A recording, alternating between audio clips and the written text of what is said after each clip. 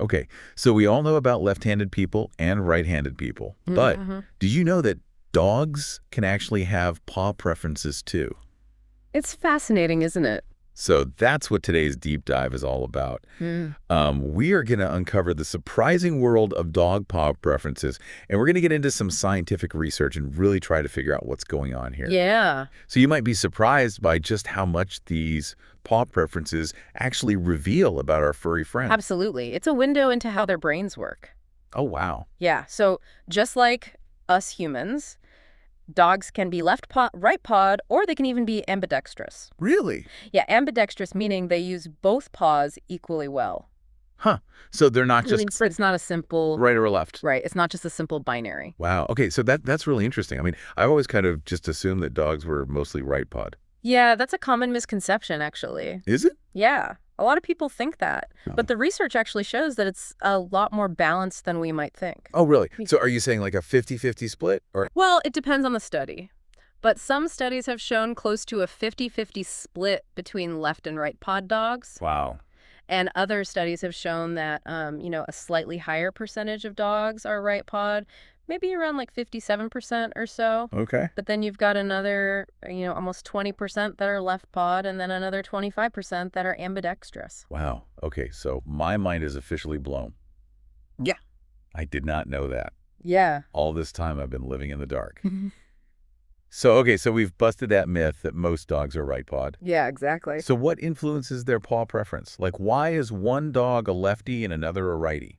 Well, there are a few different factors that can come into play. Okay, lay it on me. All right, so one factor is sex. It turns out that female dogs are actually more likely to be right-pawed, while males tend to lean a little bit more towards the left. Huh. Interesting. So, like, if you think about your own dog, do they fit this pattern? Yeah, think about it. I wonder if there's a deeper reason for that. Yeah. Like something to do with their, hormones or something. Yeah, it's definitely possible hormones could play a role. Or it could be something else entirely.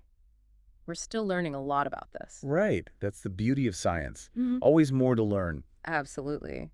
And speaking of learning, another factor that can influence paw preference is age. Older dogs tend to show a stronger preference for their right paw compared to younger pups. Huh.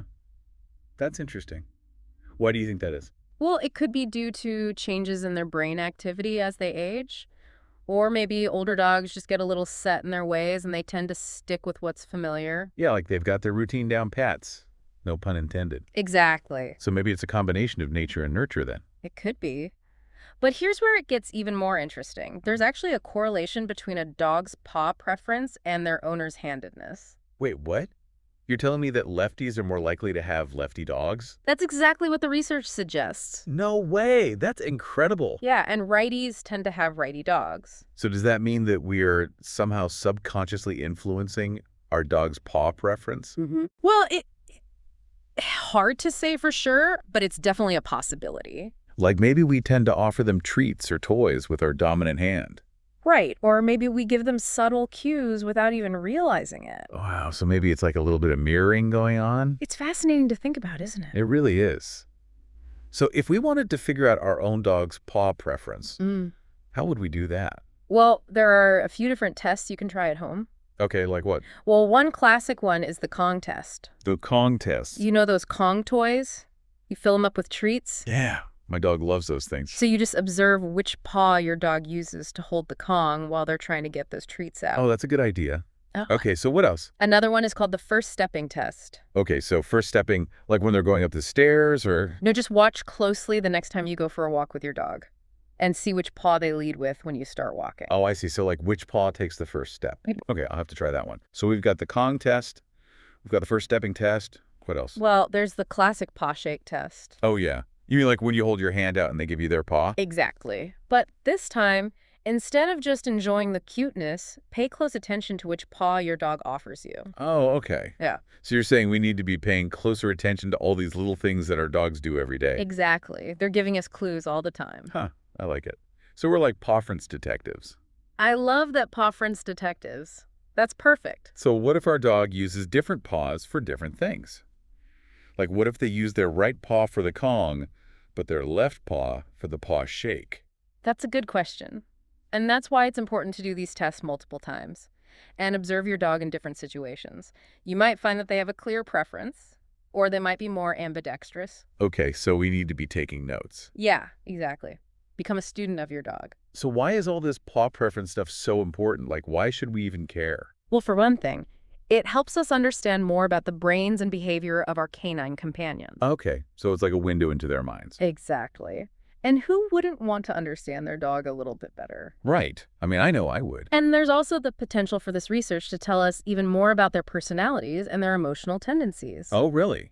How so? Well, for example, some researchers believe that paw preference might be linked to certain personality traits, like maybe left-pawed dogs are more creative, or maybe right-pawed dogs are better at problem solving. Wow, that's incredible. So Yeah. you're saying there could be a link between which paw they prefer and their actual personality. It's definitely a possibility, and that's what makes this field of study so exciting. There's still so much to discover. Well, that's all the time we have for today's deep dive, but it's clear that there's a whole lot more to our dogs than meets the eye, or should I say, meets the paw. That's a good one. So next time you're playing with your dog, keep an eye on those paws. You might be surprised by what you learn, and you might even deepen the bond you share with your furry friend. And who knows, maybe you'll discover that your lefty dog is actually a secret artistic genius. Or maybe your righty is a master strategist. Yeah. The possibilities are endless. Exactly. So keep observing, keep learning, and keep loving those amazing canine companions of ours. Thanks for listening, everyone. Bye. Bye.